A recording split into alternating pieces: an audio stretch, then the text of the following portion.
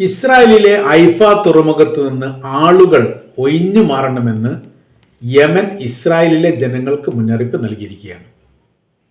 ഈ മേഖല കേന്ദ്രീകരിച്ചുകൊണ്ട് തങ്ങൾ ആക്രമിക്കുമെന്നും ഇവിടെ നിന്നാണ് യമന് നേരെ ആക്രമണം ഉണ്ടായത് എന്നതിനാൽ ഹൈഫ തുറമുഖം, ജാഫ തുറമുഖം പോലെയുള്ള തന്ത്രപ്രധാനമായിരിക്കുന്ന ഇസ്രായേലിന്റെ തുറമുഖ കേന്ദ്രങ്ങളിൽ നിന്ന് ആളുകളോട് ഒഴിഞ്ഞു പോകാൻ വേണ്ടി യമൻ ആവശ്യപ്പെട്ടു എന്ന് പറയുന്നത് ചരിത്രപരമായിരിക്കുന്ന ആദ്യത്തെ സംഭവമായിട്ടാണ് റിപ്പോർട്ട് ചെയ്യുന്നത്.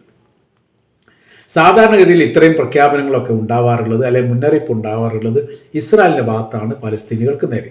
അവർ പറയുന്നത് നിങ്ങൾ ഇങ്ങനെ തെക്ക് ഗസയിൽ നിന്ന് വടക്ക് ഗസയിലേക്ക് പോകണം, അവിടെ നിന്ന് നിങ്ങൾ കാരി യൂണിസിലേക്ക് പോകണം, അവിടെ നിങ്ങൾ റഫ അതിർത്തിയിലേക്ക് പോകണം. അങ്ങനെ ഈ പ്രദേശത്തിൻ്റെ ഗസ എന്ന് പറയുന്ന പ്രദേശത്തിൻ്റെ 4 ഭാഗത്തിലൂടെയും ഫലസ്തീനികളെ ഓടിപ്പിക്കുന്ന പണിയാണ് എല്ലാ കാലത്തും ഇസ്രായേൽ ചെയ്തു വന്നത്. ഇന്ന് നേരെ തിരിച്ചാണ് കാര്യങ്ങൾ പോകുന്നത്. ഇപ്പോൾ പറയുന്ന കാര്യം ഇങ്ങനെയാണ്: യമൻ്റെ ഭാഗത്തുനിന്ന് ശക്തമായിരിക്കുന്ന പ്രത്യാക്രമണം ഉണ്ടാകും. അവർ തന്നെ മുന്നറിയിപ്പ് നൽകിയിരിക്കുന്നു, ഈ മേഖലയിൽ നിന്ന് ആളൊഴിഞ്ഞു പോകണം. അതിൻ്റെ ഏറ്റവും പ്രധാനമായിരിക്കുന്ന വിഷയം കഴിഞ്ഞ ബുധനാഴ്ച ഇസ്രായേലിലെ ബെൻഗൂരിയൻ എയർപോർട്ടിന് നേരെയുള്ള ആക്രമണം ഇസ്രായേൽ ഒടുവിൽ സ്ഥിരീകരിച്ചു എന്നുള്ളതാണ്. വലിയ നാശനഷ്ടങ്ങളൊക്കെ ഉണ്ടായിട്ടുണ്ട് എന്ന് അവർ ഒടുവിൽ സമ്മതിച്ചു. 25 മീറ്ററെങ്കിലും താഴ്ചയിലേക്ക് തുരന്നു പോകുന്ന തരത്തിലുള്ള ആക്രമണമാണ് യമൻ നടത്തിയത്.